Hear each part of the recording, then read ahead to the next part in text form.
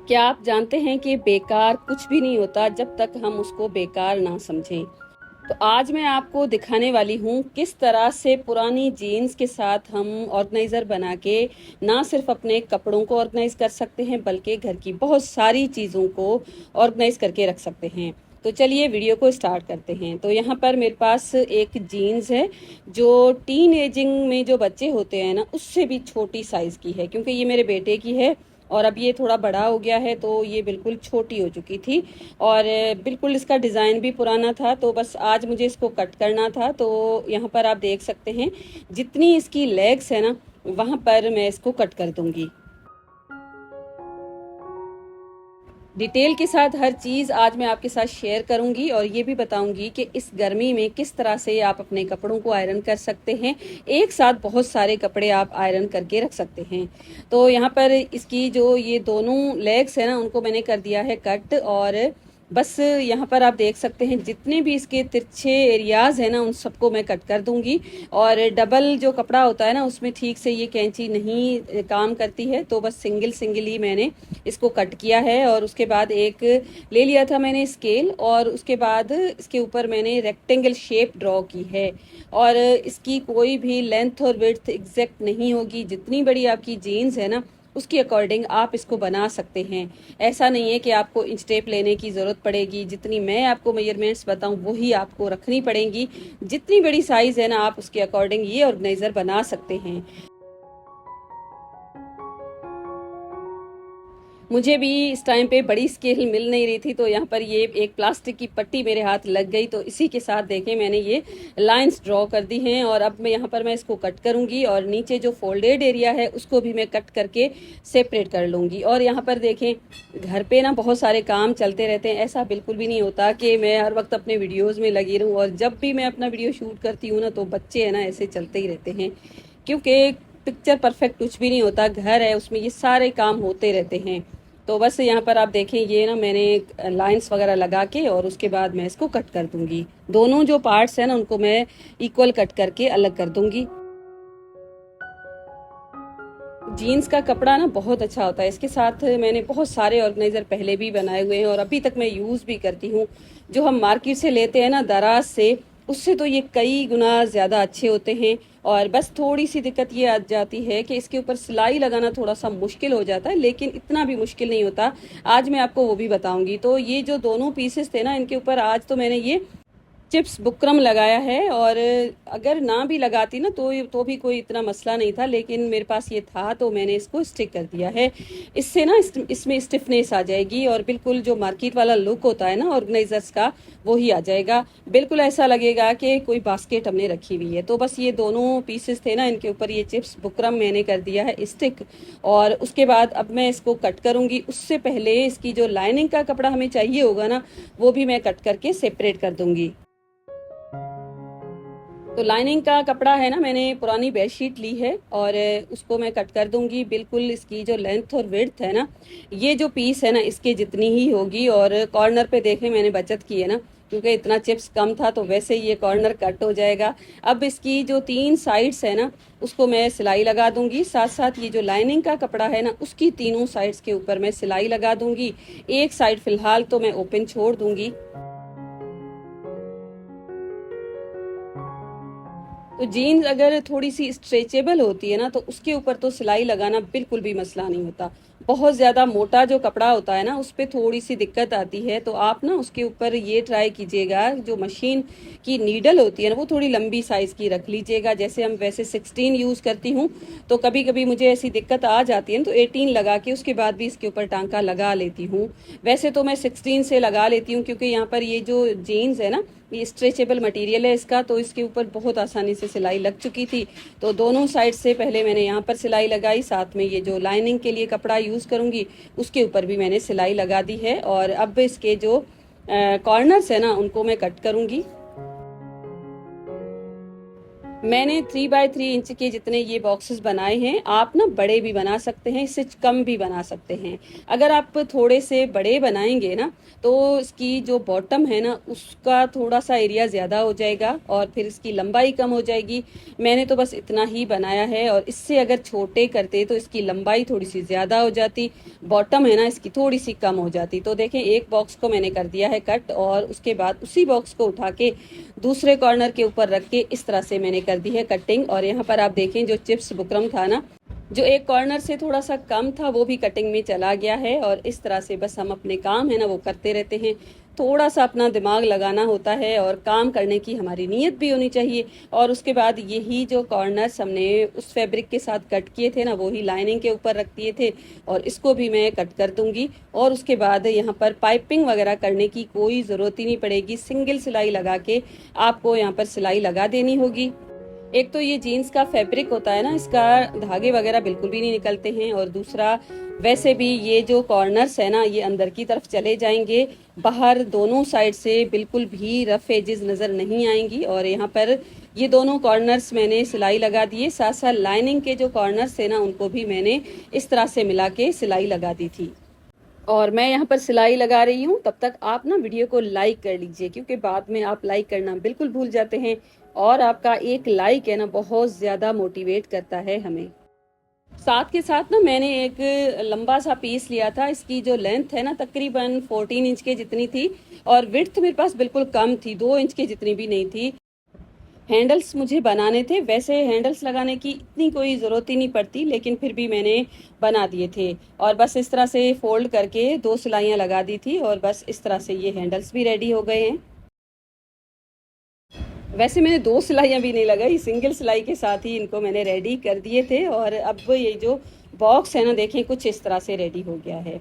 अब यहाँ पर आप देखें, इसकी ये वाली जो सिलाई वाली साइड्स है ना, उसके ऊपर हम इसको लगाएंगे, और इस तरह से अंदर की साइड पे इनको रख के, और पहले सिलाई भी लगा सकते हैं, नहीं तो पिन्स भी लगा सकते हैं। मैंने तो बस पिन्स लगा के उसके बाद एक ही सिलाई लगा दी थी।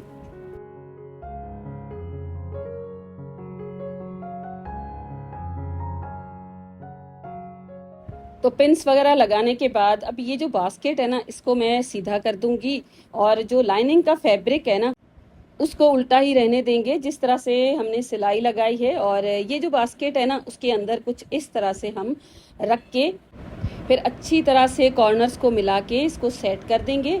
और एक साइड पे देखें, जो लाइनिंग का फैब्रिक है ना, उसकी सिलाई खुली है, पता नहीं कैसे, इसको मैं लगा दूंगी। और उसके बाद इसके जो भी जॉइंट्स हैं ना, उनको मिलाएंगे ताकि अच्छी तरह से ये फिक्स हो जाए, और वैसे बहुत अच्छी तरह से ये सेट हो जाएगी, क्योंकि इसकी जो भी मेजरमेंट्स है ना, वो हमने बिल्कुल बराबर ली हैं। और अब इसके जो ऊपर का एरिया है ना, वहाँ से सिलाई लग जाएगी, लेकिन यहाँ पर तकरीबन 6 से 7 इंच के जितना मैंने ओपन एरिया छोड़ा है, क्योंकि ये फैब्रिक थोड़ा सा मोटा भी है, इसको हमें सीधा करने के लिए थोड़ी सी गैप ज़्यादा चाहिए होगी। और बस यहाँ पर ये जो गैप मैंने छोड़ी है ना, इसके साथ मैं इसको सीधा कर दूंगी, और हैंडल्स भी साथ में लग चुके हैं।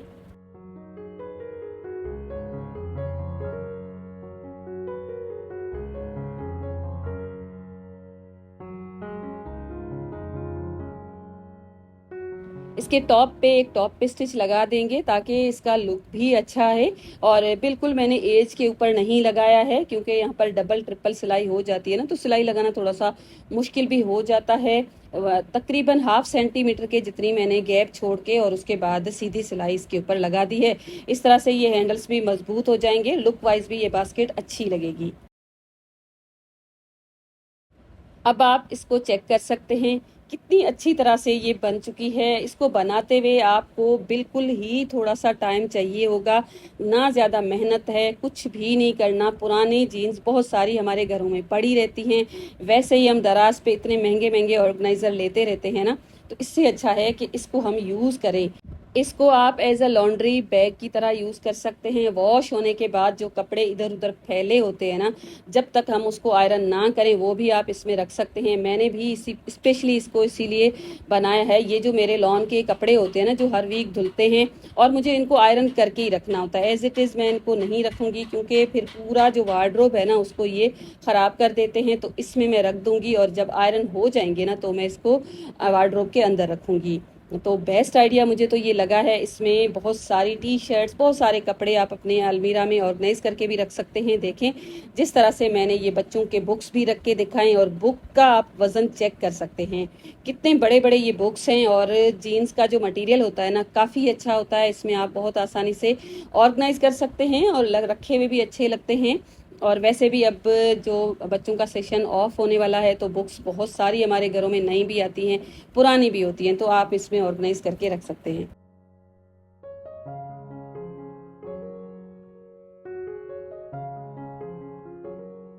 और यहाँ पर आप चेक कर सकते हैं कितने सारे बुक्स हैं जो मैंने नीचे से उठा के टेबल के ऊपर रखे हैं। और कोई बैग होती ना, उसी टाइम उसके हैंडल्स फट जाते, और इससे आप इसकी मजबूती का अंदाज़ा लगा सकते हैं। रखे हुए भी अच्छे ही लग रहे हैं, बिल्कुल बुरा नहीं लग रहा है। और इस तरह से ना आप अपनी चीज़ों को रीयूज़ कीजिएगा, ताकि आपके घर के जो खर्चे हैं ना थोड़े से कम हो जाएं। हर चीज़ जब हम मार्केट से लेते हैं ना, तो बहुत सारे खर्चे भी हो जाते हैं और चीज़ भी उतनी अच्छी हमें नहीं मिलती है। और वैसे ही चीज़ों को रिसाइकिल करना चाहिए। और यहाँ पर ये कपड़े हैं ना, इनको भी देखें कितनी अच्छी तरह से आप अपने वार्डरोब में ऑर्गेनाइज करके रख सकते हैं। वार्डरोब में जब आप इस तरह के ऑर्गेनाइजर यूज़ करते हैं तो जल्दी मेसी नहीं होता है। और यहाँ पर आप जो पास में दराज से लिए हुए ऑर्गेनाइजर देख रहे हैं ना कैसे हैं, और इसकी आप क्वालिटी को चेक कर सकते हैं। मुझे तो ये अच्छा लगा है, हैंडल है तो इस तरह से हम इसको ड्रैग कर सकते हैं, चीज़ लेकर वापस रख सकते हैं। मुझसे आप किचन के कैबिनेट्स ऑर्गेनाइज करवा लो, किचन की क्लीनिंग करवा लो, फ्रिज ऑर्गेनाइज करवा लो, लेकिन आयरन करने का मुझे कभी ना बोलना। लेकिन मेरे घर पे ये जो कपड़े हैं ना, इन्हें मुझे खुद ही करना होता है, और जब तक मैं ये काम टालती रहूँगी ना, ये मेरे लिए एक बर्डन बन जाता है। तो आज ना मैं अपने कपड़े आयरन कर रही थी, तो मैंने ऐसे सोचा कि अगर मैं एक एक शर्ट लेकर बैठ जाऊंगी ना, तो मेरा टाइम ज़्यादा लगेगा।